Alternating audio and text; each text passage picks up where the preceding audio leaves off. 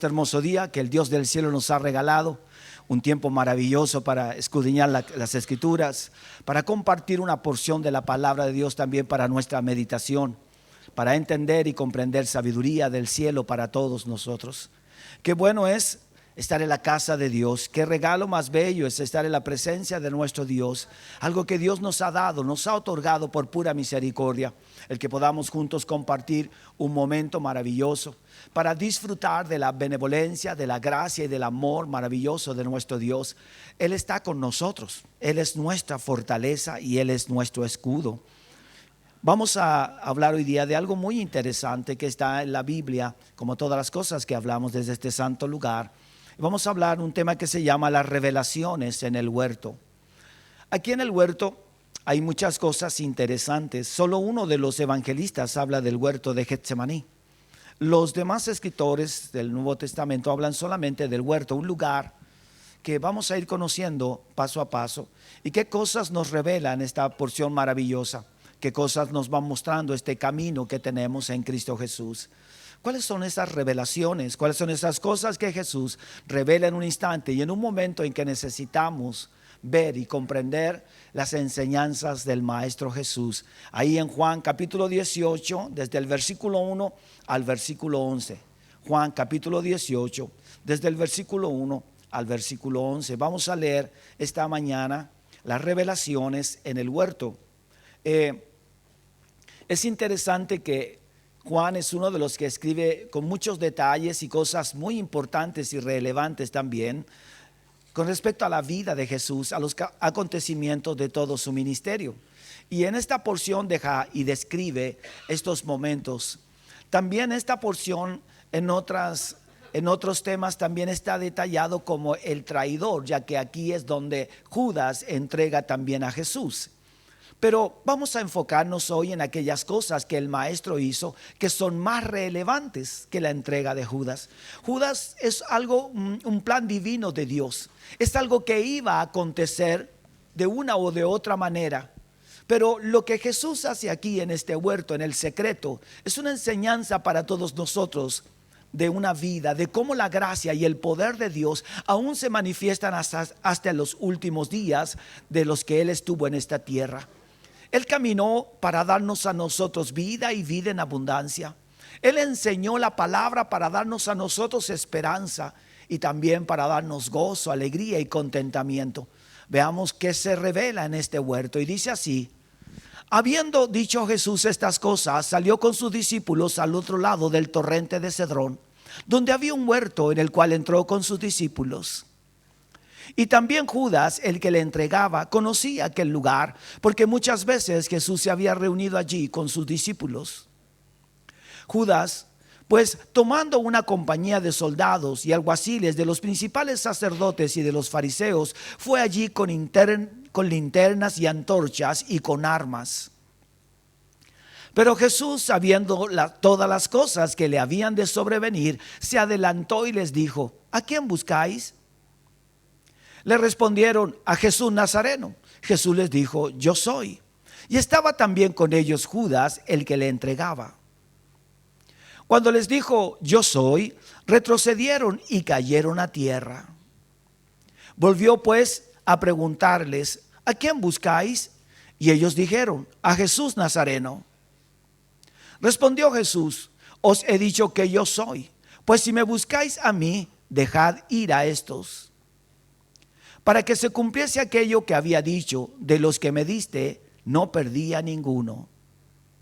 Entonces Simón Pedro, que tenía una espada, la desenvainó e hirió al siervo del sumo sacerdote y le cortó la oreja derecha, y el siervo se llamaba Malco. Jesús entonces dijo a Pedro: mete tu espada en la vaina. La copa que el Padre me ha dado, ¿no la he de beber? Es interesante estos acontecimientos en el huerto. Amados, cada circunstancia de la vida y del ministerio de Jesús están plasmados en la palabra de Dios para nuestro crecimiento, para nuestra enseñanza, para que nosotros veamos las virtudes del gran amor de nuestro Dios hacia cada uno de nosotros, para que también a través de las Escrituras entendamos sabiduría y gracia. Donde Jesús iba, tenía una particular o singular actitud y comportamiento frente a las circunstancias y a las situaciones. Y en esta no es la excepción. Jesús actúa de una manera totalmente opuesta y diferente a lo que muchos hubiesen esperado. Y vean la acción de Pedro. Vea cómo reaccionó Pedro. Vea cómo reaccionamos nosotros frente a ciertas situaciones. Es como nosotros debemos ser especiales y siempre iguales. Hay un poder sobrenatural en usted, en mí, en Cristo había un poder sobrenatural maravilloso, pero aún así su poder fue usado sabiamente. Lo que somos para Dios es lo que debemos hacer con sabiduría.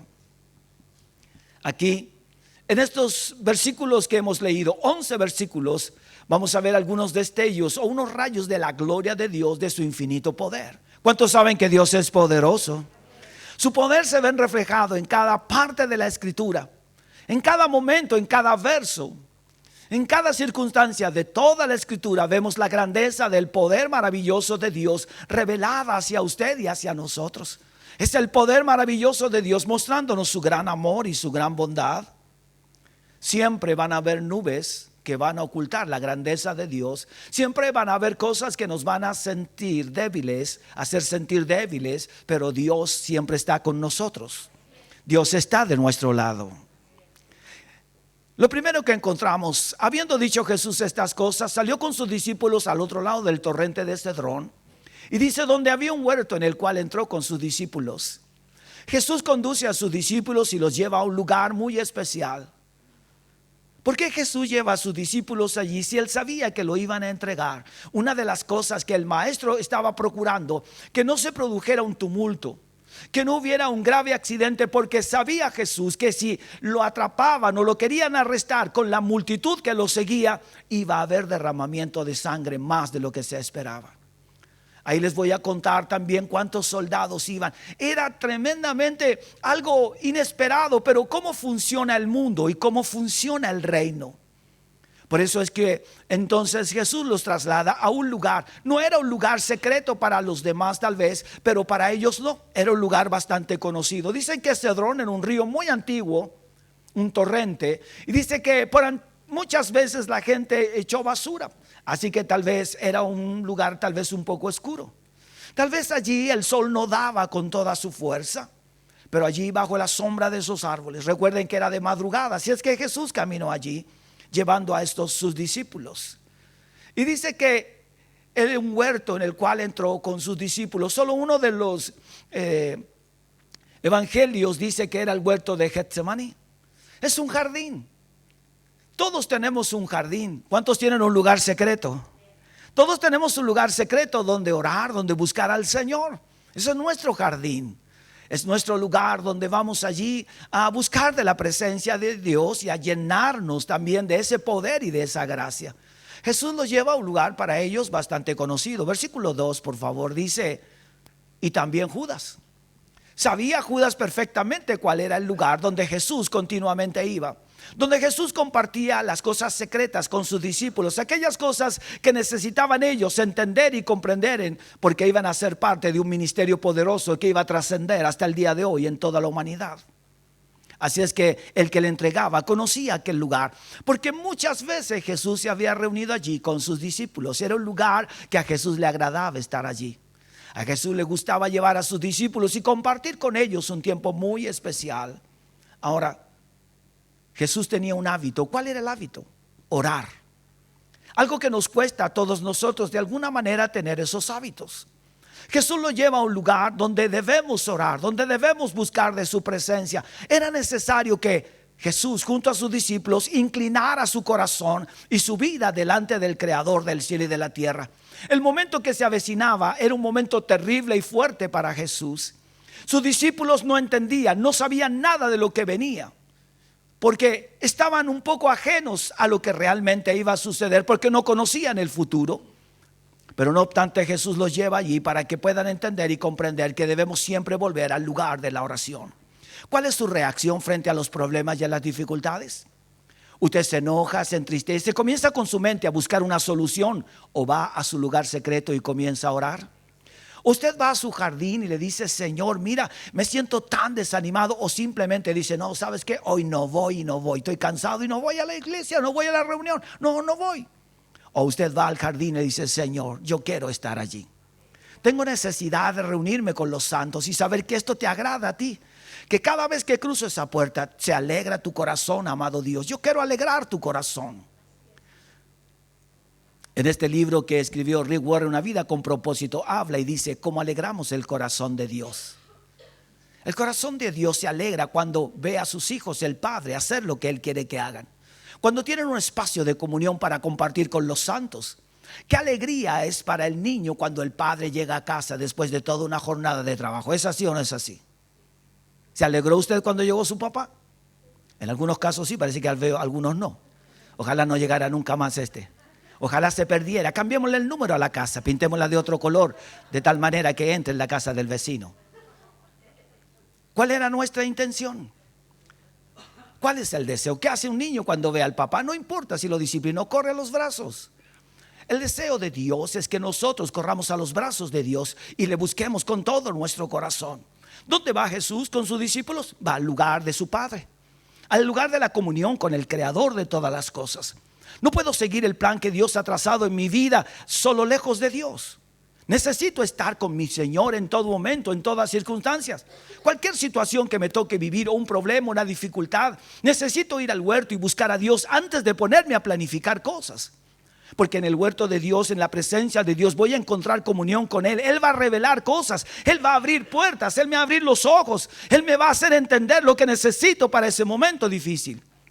Pero nosotros buscamos nuestras soluciones. Jesús sabía perfectamente, así es que Él podía haber dicho, bueno, voy a ir a tal lugar, allá, si es que planifico bien. No, Jesús no hace eso.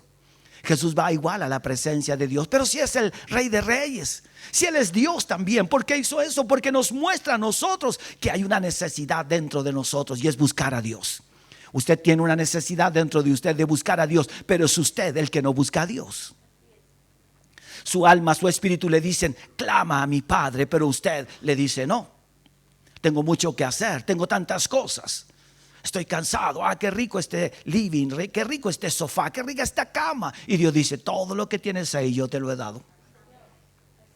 Nada tendrías de eso si yo no te hubiese dado sabiduría, gracia. El trabajo que tienes, dice el Señor, ¿sabes qué? Yo te llevé allí, yo te puse allí, yo te lo di. Si eres prosperado allí, pues yo abrí esa puerta. Si haces bien tu trabajo, dice el Señor, yo te doy la gracia para hacer eso. Porque como tú hay cientos que quisieran hacer lo que tú haces, pero son torpes, pero no me buscan a mí. Tratan de hacer cosas y no lo logran. ¿Por qué? Porque no me buscan a mí. Pero como tú me amas y yo te amo a ti, yo te bendeciré donde vayas o donde estés. Jesús tenía un espíritu de oración, ¿sabía usted? Pero también tenía un lugar de oración. Todo hijo de Dios debe tener un espíritu de oración, pero también debe tener un lugar de oración. Jesús, antes de ir a la cruz, nos deja un gran ejemplo, un ejemplo tremendo. En el versículo 3, por favor, hija, aquí encontramos algo interesante. Judas, pues tomando una compañía de soldados y alguaciles de los principales sacerdotes y de los fariseos, fue allí con linternas y antorchas y con armas. ¿Por qué iba tan armado si iban a buscar a un solo hombre? ¿Por qué tantos entonces? Dice que una legión se componía más de 120 hombres, así es que aproximadamente eran 600 soldados. Dice que había mucha influencia de los fariseos, de los sacerdotes y de los escribas. Los romanos tenían temor de que hubiera un levantamiento de la gente, de que se rebelaran contra el imperio. Entonces, para todas las cosas difíciles usaban este grupo de soldados, una compañía. Dice, hermanos míos, ¿para qué tanto? Porque el hombre cree que la fuerza va a lograrlo todo. Piensan que la multitud lo hace todo. No, el que hace todo es mi Dios, el que está en los cielos. El que cambia vidas es nuestro Dios. El que bendice y prospera a las naciones es el Dios todopoderoso. El que da la vida, ese es nuestro Dios. Todo lo que ha tocado vivir sobre esta tierra aún está en la voluntad de Dios y en sus propósitos. Dios muestra su gracia y su poder. Hermanos, con la pandemia, cuando comenzó todo esto, se veía la inutilidad de los hombres. Se sentían inútiles frente a la pandemia que empezó a avanzar nación por nación. Hermanos, y no la podían detener. Y pasó más de un año hasta que recién comenzaron a salir las primeras vacunas para ponerle freno a algo que ellos no podían detener. Y Dios del cielo les decía, pero si son tan poderosos, maten ese virus con una bomba atómica. Háganlo, decía el Señor. Pero si son tan poderosos, mátenlo con dinero. ¿Por qué no compran el virus con dinero y le dicen que se vayan a otro planeta? Hermanos, todas las cosas que el hombre intente hacer por sí mismo son un fracaso. La mano de Dios siempre está allí. ¿Por qué una compañía? ¿Por qué tanto, hermano? Porque así es el hombre. El hombre todo lo exagera. Si era el Señor. Dice que Judas pues tomando una compañía de soldados y alguaciles de los principales sacerdotes y de los fariseos fue allí con linternas y antorchas ¿qué más? Armas. Armas, llevaban todo un armamento, todo un arsenal. ¿Para qué? Para tomar prisionero a Jesús. El versículo 4 nos dice lo siguiente: pero Jesús, sabiendo todas las cosas que le habían de sobrevenir, se adelantó y les dijo: ¿a quién buscáis? Jesús sabía que se cumpliría cada palabra escrita por los profetas acerca de él. Jesús lo sabía, estaba escrito, así es que no había nada oculto para el Mesías. Pero Jesús quería enseñarnos a nosotros cuán importante es el conocimiento del futuro. ¿Cómo sería su vida si usted pudiera conocer qué va a pasar mañana? ¿Cómo se prepararía usted si supiera lo que va a venir una semana o en un mes a su vida, a su hogar, a su entorno, a su familia? ¿Por qué entonces nosotros nos descuidamos tanto? ¿Qué sucede? ¿Por qué no lo sabemos? Pero Jesús, sabiendo todas las cosas, ustedes y yo podemos decir: es que Él era Jesús. Es que Él era el Hijo de Dios. Él todo lo sabía. Pero ¿podemos saber las cosas que habrán de venir? ¿Podemos o no podemos saber las cosas que están a nuestro alrededor? Jesús sabía que se iban a cumplir todas las cosas por causa de los profetas. Cada uno había hablado detalladamente lo que iba a suceder con el Mesías, con el Hijo del Dios viviente. ¿Por qué las escrituras son tan importantes y valiosas? Porque en ella encontraremos vida eterna y sabremos lo que habrá de venir mañana. Está escrito en su palabra todos los acontecimientos que habrán sobre la tierra antes que el Mesías venga. La Biblia habla también de todo lo que está ocurriendo en medio de esta sociedad. Todas las cosas las veíamos desde lejos antiguamente en las naciones poderosas, en otras naciones, pero jamás llegará a nuestro país. Y hoy nuestro país está tan contaminado con todas las cosas del mundo como cualquier nación. Pero no leíamos las escrituras. Esperábamos que alguien nos dijera. Por eso la gente hoy día busca que alguien le diga el futuro. Hermanos, nadie sabrá el futuro si no busca en la palabra de Dios. El conocimiento de las escrituras es lo único que te hace andar sabiamente. Cuando lees la palabra y descubres en ella la revelación de Dios para lo que habrá de venir, nada te extrañará. Pero sabes, lo importante de esto es que tú estarás mejor preparado para enfrentar el día de mañana, guiado por la palabra de Dios. Tú estarás mejor preparado para vivir circunstancias fuertes, porque dices: yo sabía algo de esto iba a venir. En este mundo habrán aflicciones, dijo Jesús, pero confiad, yo he vencido al mundo. Nada bueno hay en este mundo. Ahí está el poder de las tinieblas. Todas las cosas que la Biblia nos va revelando son un anticipo a lo que habrá de venir para el futuro, y es el conocimiento. Por eso, en Lucas capítulo 18, versículo 31 al 33, Lucas capítulo 18, desde el versículo 31 al 33, dice Jesús estas palabras: tomando Jesús a los 12, les dijo: he aquí subimos a Jerusalén, y se cumplirán todas las cosas escritas por los profetas acerca del Hijo del Hombre. Pues será entregado a los gentiles y será escarnecido y afrentado y escupido, y después que le hayan azotado, le matarán, mas al tercer día resucitará. ¿Jesús conocía las escrituras? Claro. El conocimiento de las escrituras le permitían al maestro saber exactamente lo que iba a venir y cuándo se cumplirían esos días. Todos tenemos el Espíritu Santo en nuestras vidas. Es un maestro maravilloso el Espíritu Santo. Es algo que nos dejó Jesús. Jesús dijo: yo rogaré al Padre, yo le pediré al Padre que envíe al Espíritu Santo. Si yo no me fuere, Él no puede venir. Así es que es necesario que yo me vaya para que el Espíritu venga. El Espíritu habita en cada uno de nosotros. Así es que cada vez que abro las Escrituras, puedo ver a Dios allí revelándome su voluntad para el futuro. Y puedo comprender también cómo la sociedad y cómo el mundo se está apagando, hermanos, como una luz que se extingue cada día. Solo la iglesia es luz en medio de las tinieblas. Solo usted es luz en medio de tanta tiniebla. Solo usted es parte de la moral y de la ética que queda para nuestra nación y para el mundo entero, la iglesia cristiana evangélica. Es por eso que necesitamos vivir como verdaderos hombres de Dios. Mire lo que dice allí, por favor, hija, pone el 31 de este mismo Lucas 18. Y dice claramente, tomando Jesús a los 12, vuelve a apartar nuevamente a su equipo y les dice: mire, les quiero contar algo. ¿Sabes lo que hace el Señor hoy? Es apartarte para contarte cosas y decirte que te ama, pero también que Él cubrirá todas tus necesidades, que Él es poderoso para guardarte. Dice: he aquí, subimos a Jerusalén y se cumplirán todas las cosas escritas por los profetas acerca de ¿quién? Del Hijo del Hombre. Está hablando de mí mismo. Se cumplirán todas esas cosas, dice Jesús, no faltará ninguna de ellas. Y el versículo 32 dice: pues será entregado a los gentiles y será escarnecido y afrentado y escupido. Jesús sabía que el dolor que iba a sufrir era por causa de cada uno de nosotros, pero hay una necesidad en el reino de Dios, que el hombre sea rescatado de las tinieblas. Y para eso necesitaba Jesús dar su vida por todos nosotros. Nuestro conocimiento del futuro solo está en las Escrituras y debemos comprenderlo desde ese punto de vista. Los hombres llenos del Espíritu Santo, ¿sabe usted? Y mujeres llenas del Espíritu Santo están mejor preparados para enfrentar el futuro, las dificultades, los desafíos, a través del poder de la palabra de nuestro Dios. Es por eso que hoy día vemos tanta depresión, tantos problemas que ocurren en las personas. Y hermanos míos, no solamente podríamos decir: es que no conocen al Señor. Increíblemente, la depresión no está solamente afuera, sino también dentro de los creyentes. También está el momento de la decepción, del dolor. En todas partes se vive. Pero el cristiano, el Hijo de Dios, lleno del Espíritu Santo y del conocimiento de la palabra de Dios, está mejor preparado para enfrentar cada situación de esta vida, para enfrentar cada cambio, por brusco o duro que éste sea.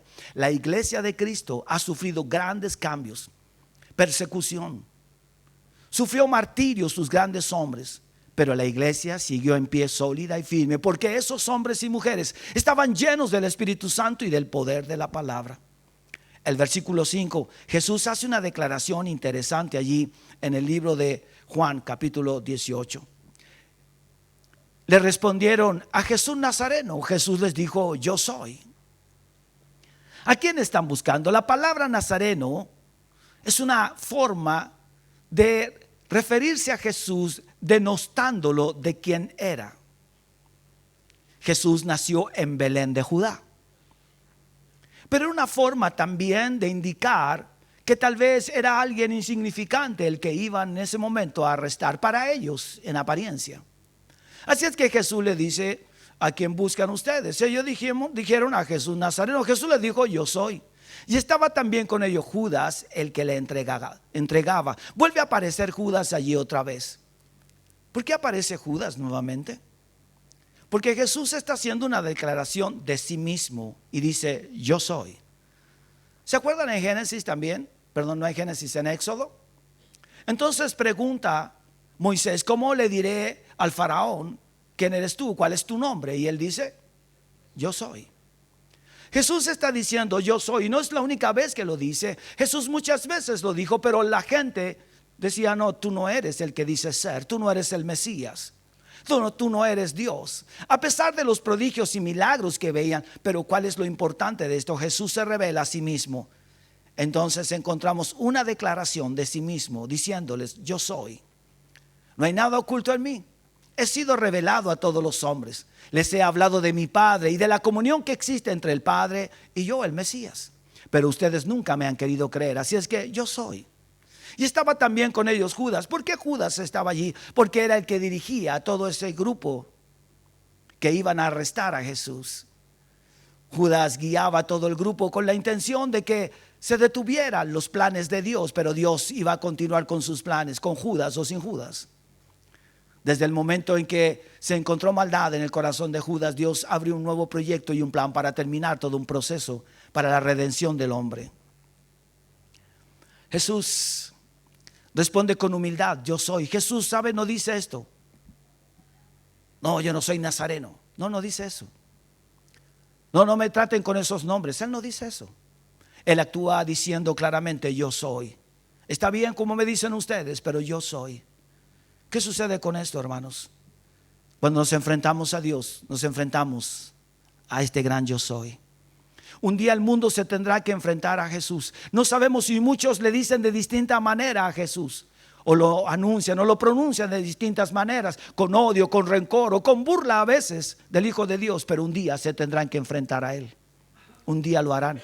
Pero también estaremos con Él, nosotros los que le amamos, los que pronunciamos bien su nombre, y que cada vez que decimos su nombre nos llena de gozo, de aliento y de fortaleza.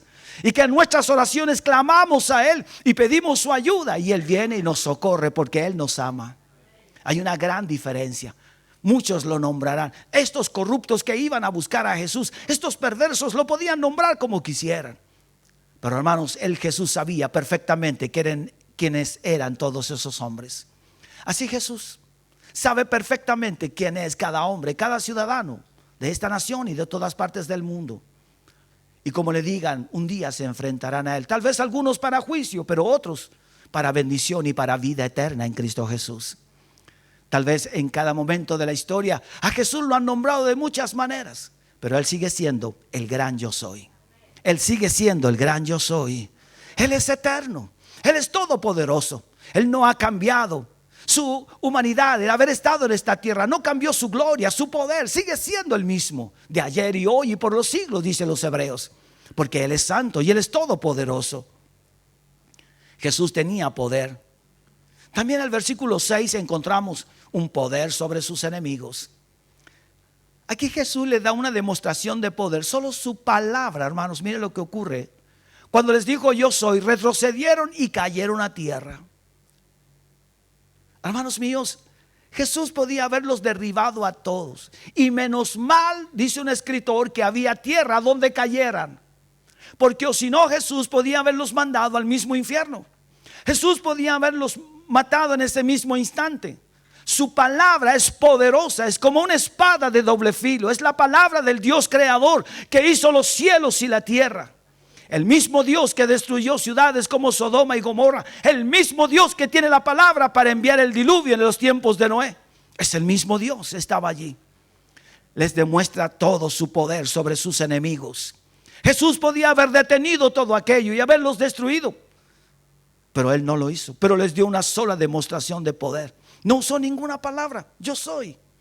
E inmediatamente retrocedieron y cayeron a tierra. El poder sobrenatural de Dios. ¿Cuántos saben que Dios es poderoso?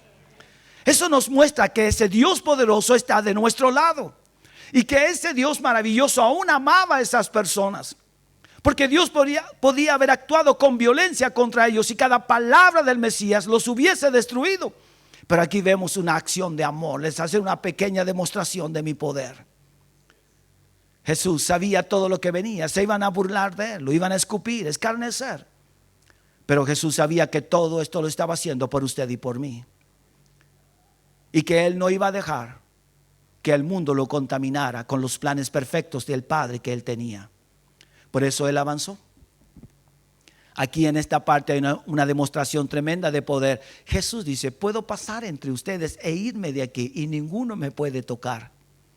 Puedo hacer que ustedes queden aquí estáticos y ni siquiera se muevan. Pueden escuchar también mis palabras. Si quiero les hablo 1 hora y no se moverán de aquí. Dios les está diciendo, yo tengo todo el poder. Qué grande es nuestro Dios. ¿Se da cuenta del poder que hay en usted y en mí cuando oramos?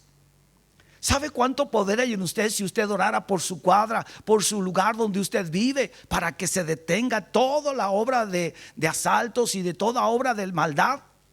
¿Sabe cuánto poder hay en usted si usted orara con fervor por su familia, por su generación y rompiera y quebrara yugos para que la gracia de Dios sobreabunde en su familia? ¿Sabe usted el poder que usted tiene en Cristo Jesús para derribar todo plan del diablo contra usted y contra toda su familia? ¿Sabe usted lo que es el poder que hay en usted? Y aunque a veces lo sabemos, no lo usamos. Jesús usó su poder para hacer bien a todos los demás, sanando a los enfermos, liberando a los que estaban esclavos de espíritus inmundos, abriendo los ojos a los ciegos, abriendo oídos, destapando oídos para que pudieran oír a los demás, a los paralíticos. Y así Jesús haciendo tremendos prodigios y milagros en bien de los demás, de la sociedad del mundo. Hermanos, nosotros estamos para hacer el bien. Nosotros estamos para hablar de las grandezas y del amor de Dios. Muchas veces, hermanos, sentimos dolor a veces por las situaciones, pero Dios está de nuestro lado. El versículo en Juan capítulo 10, por favor, hija, 17 y 18. Juan capítulo 10, versículo 17 y 18. Por eso me ama el Padre, porque yo pongo mi vida para volverla a tomar. Nadie me la quita, sino que yo de mí mismo la pongo, y tengo poder para ponerla y tengo poder para volverla a tomar. Este mandamiento recibí de mi Padre. Hermanos, y para terminar, su amor por los suyos en el versículo 8. ¿Sabe usted que Jesús lo ama a usted? Que usted es su especial tesoro. Respondió Jesús: os he dicho que yo soy, pues si me buscáis a mí, dejad ir a estos. Jesús cubre y guarda a sus discípulos. Ustedes me están buscando a mí, así es que dejen a mis discípulos. El que vienen a buscar es a mí. Hasta el día de hoy Jesús nos sigue guardando. Cuando el enemigo habla con el Padre para atacarnos, el Padre dice: no, porque son míos. Los planes del diablo contra nosotros los prepara el enemigo una y otra vez para destruir tu vida. Pero el Padre está de tu lado. ¿Cuántos dicen amén? Y Él te va a proteger y Él siempre te va a guardar. Y tienes que saber que detrás de todo Dios tiene un plan más maravilloso. Porque después del dolor viene el gozo y la alegría de saber que lo que Dios hizo estaba muy bien diseñado. Que era un plan perfecto de Dios para transitar por un camino distinto y diferente. Para que te pares en la vida y mires hacia el cielo y digas: grande eres tú, Señor. Y gracias por haber hecho esto, aunque me duele, aunque tal vez me he sentido triste, aunque he tenido que llorar, pero gracias porque esto ha hecho bien a mi vida. ¿Cuántos dicen amén? ¿Cuántos dicen: tú me has hecho más fuerte cada día? ¿Cuántos dicen amén a eso? Tú me has hecho más fuerte cada día. Si algo doloroso no te derriba, no te derribará nada. Porque tú eres un hombre y una mujer ¿de quién? Del Dios Todopoderoso. Porque Jesús guardó a los suyos. Él sabía que venían con gran violencia, que esos soldados iban a actuar, eran soldados romanos, hombres preparados para la guerra, para el conflicto. Pero Jesús dice: no se metan con los míos. La historia de Job es tremendamente grande y maravillosa. Es una enseñanza para todos nosotros. Pueden suceder muchas cosas en la vida de Job, pero a la vida de Job no se tocará. Quedará para memoria lo que él ha hecho y lo que él hará, para que otros sepan que cuando un hombre ama mi nombre y me sirve con integridad, no importa lo que suceda, yo siempre estaré allí. Y sabes, después de cada momento y circunstancia, Dios siempre nos eleva un poco más hacia su gracia. Tú eres una mujer, un joven y un hombre tremendamente bendecido en Dios. Dios te ha bendecido de una manera sobrenatural. Durante todo este periodo de pandemia, nada faltó en tu mesa. ¿Cuántos dicen amén? Dios cuánto los guardó.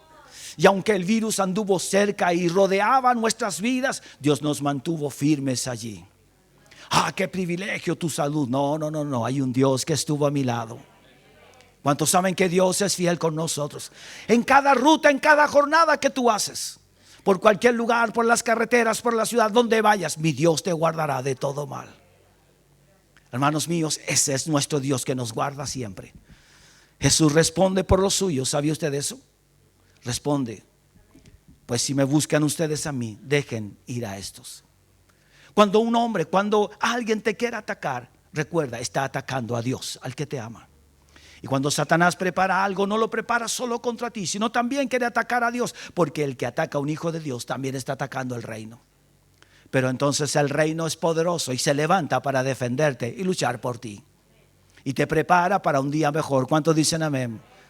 Hermanos, yo sé que nuestro Dios es grande y es maravilloso. Ustedes vieron una epopeya o una historia épica de los 300, ¿se acuerdan de eso? Por el tiempo no les puedo contar una historia de los 300 romanos también maravillosa. Es una historia sacada de una realidad. Pero hermanos, eso nos quiere enseñar que un hombre y una mujer comprometido con Dios, nada nada los derribará.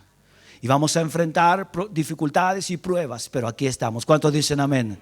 ¿Cuántos están preparados para pelear y luchar?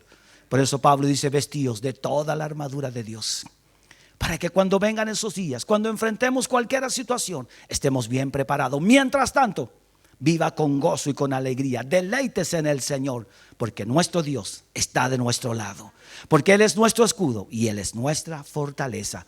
Oramos al Señor. Dios del cielo y de la tierra,